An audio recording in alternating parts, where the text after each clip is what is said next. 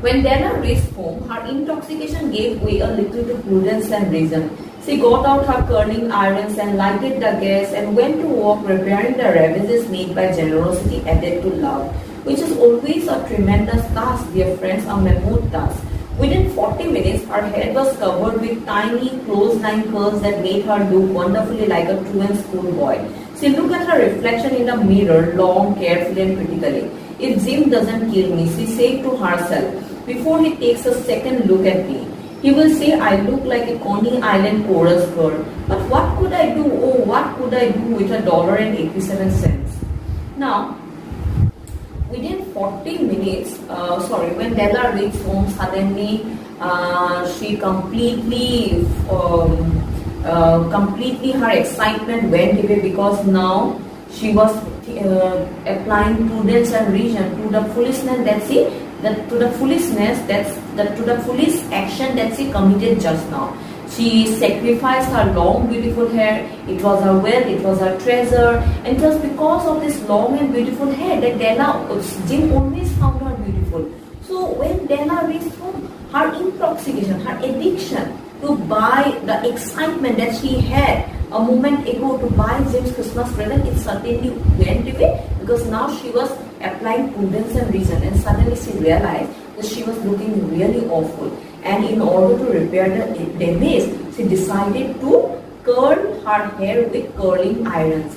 And then she went on to repair these ravages or the damage that she had imposed on herself, the damage that she had self-imposed, that she has imposed on her, the damage that she had made to her appearance by cutting her hair. She was trying to repair the ravages. And why these ravages were made, why this damage was self-imposed on her? Because she was displaying her qualities of generosity and selfless love towards him. Her love was unconditional and selfless.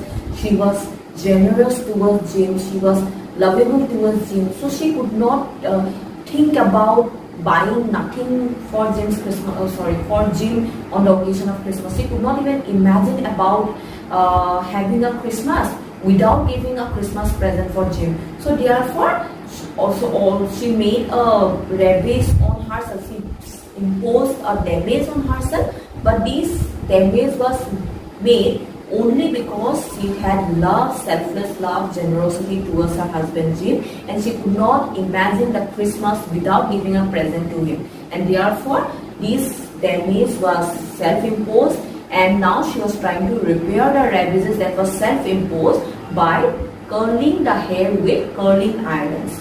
And within 40 minutes, her hair was covered with tiny clothesline curls, because earlier her hair was long, but now her hair was very short, and therefore her hair was full of tiny clothesline curls, and it made her look like a truant schoolboy. She was already very thin, it's mentioned already, so she looked like a truant schoolboy now. And when she looked at her reflection in the mirror, she was trying to analyze or scrutinize herself. If Jim doesn't kill me, she said to herself, before he takes a second look at me, he will say I look like a Coney Island chorus girl. But what could I do? Oh, what could I do with $1.87? So she is trying to justify that although she imposed damage on herself, although ravage or damage was self-imposed, still she was trying to justify with herself that she couldn't do anything with the $1.87, and she was also saying that Jim would scold her because she looked like a Coney Island chorus girl. At 7 o'clock, the coffee was made and the frying pan was on the back of the stove, hot and ready to cook the chop. Jim was never late. Della doubled the fork chain in her hand and sat on the corner of the table near the door that he always entered. Then she heard his step on the stairway down on the first flight, and she turned white for just a moment.